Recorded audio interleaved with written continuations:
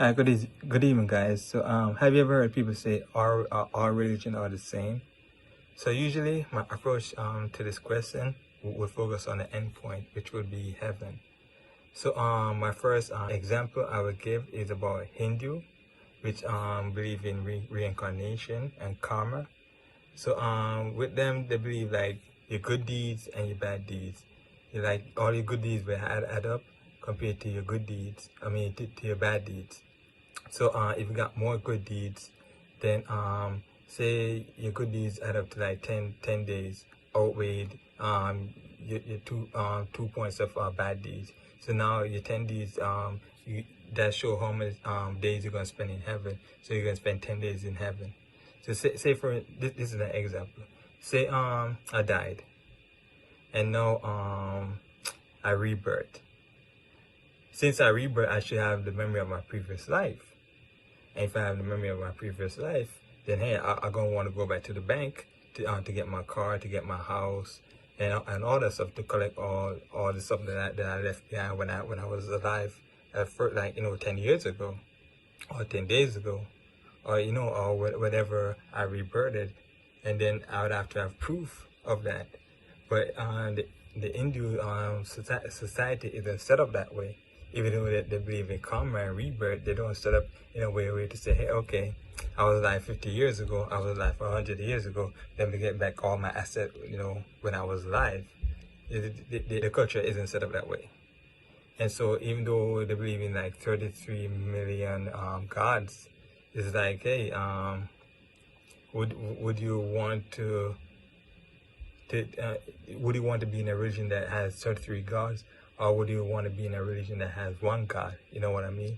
So compared to Islam and Christianity, which have one God, you get what I'm saying? So it's like so when a lot of people say our roads lead to heaven, not our roads lead to heaven, because the Hindu heaven is different from the other religion heaven.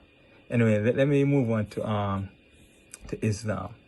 So now with Islam, their viewpoint of heaven is a little bit different, which is say for instance, like when you just when you go into heaven, they believe the angel is going to greeting of peace, and then you're going to see the garden, then you're going to see your family and companion and all that stuff, and then you're going to sit on the throne of delight, or something like that, and then you're going to have food and drinks and all that stuff, and eternal home, which is a little bit different than a Christian viewpoint. But let me get in more into a little bit details. So when I was looking at the Islam viewpoint of heaven, I have a lot of questions, because I'm a little bit confused, because I'm like, hey, compared to what I read in the Bible, that Satan was cast out of heaven.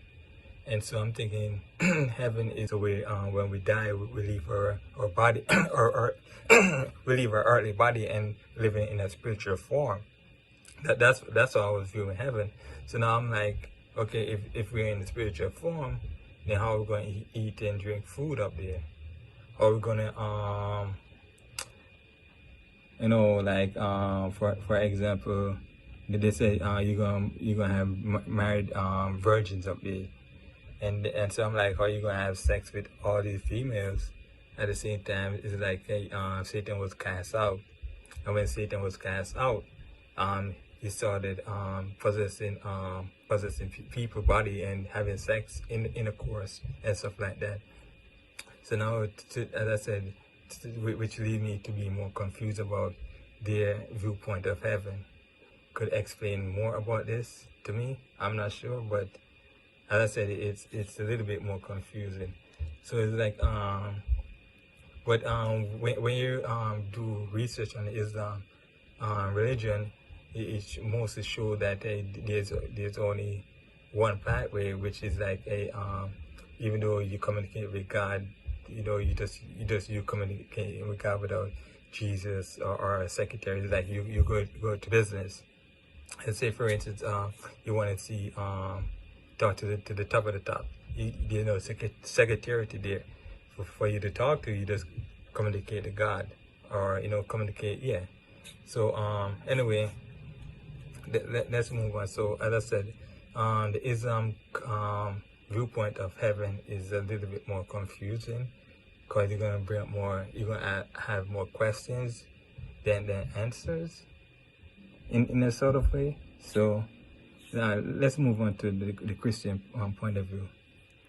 So with the Christian point of view of heaven, it's set up more like a business type of thing, where you got to go to a secretary, which is Jesus.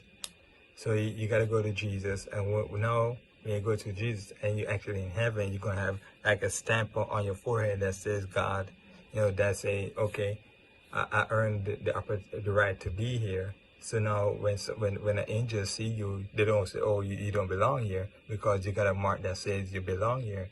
It's different from the Islam religion, which doesn't really give much explanation about that type of thing. So it's like, how are you gonna differentiate who is supposed to be here from who not? So as I said, when I was doing the research, it was a little bit confusing, which lead me to want more explanation about the Islam viewpoint of their heaven like. But anyway, let me continue on. So with the Christian point of view of heaven, I would say focus on Revelation 22, which talks about, and he showed me a pure river of water of life, clear as crystal, proceeding from the throne of God and of the Lamb, and in the middle of his streets, and either side of the river was a tree of life, and there shall be no more curse, but the throne of God and the Lamb shall be in it, and his servants shall serve him, and they shall see his face, and his name shall be on their foreheads. So pretty much, that's my understanding of heaven. Is the tree of life, which gonna be the only fruit, like on a tree in heaven. That you get what I'm saying? So and then they're gonna bear fruit every month. So it's called the tree of life. That means it's giving life to something. So probably he's creating another world or universe. I don't know, but that's what it said. It doesn't really say, hey. It doesn't really. It's different from the Islam point of view. So so as I said, in heaven we're not gonna have like physical body. We're gonna have spiritual body.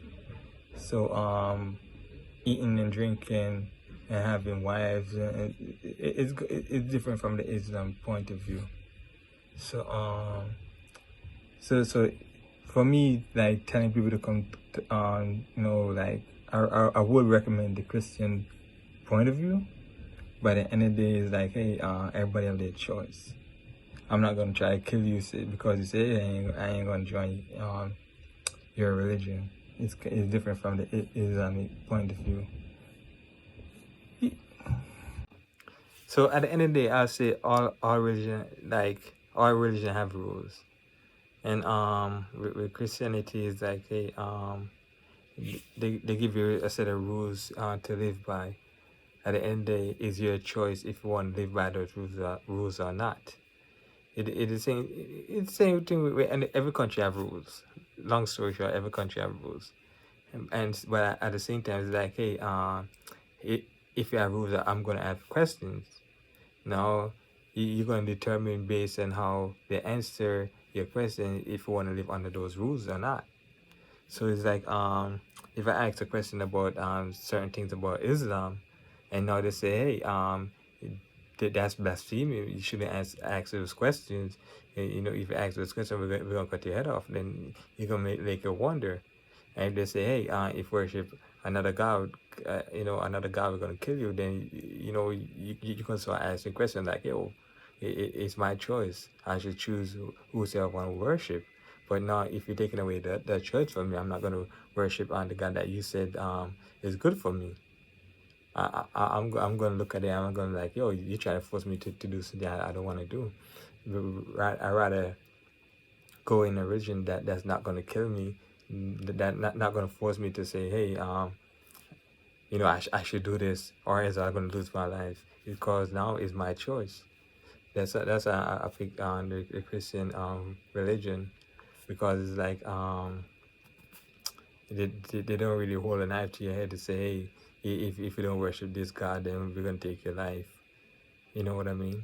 So anyway, it's not that I have something bad about the Islam community. There's certain things about it that it just bring up a lot of questions, and then you're supposed to, if you go out there and ask them, they're like, hey, you might lose your life for it, and they were like, oh no, that's not gonna happen. But yeah, that's gonna happen.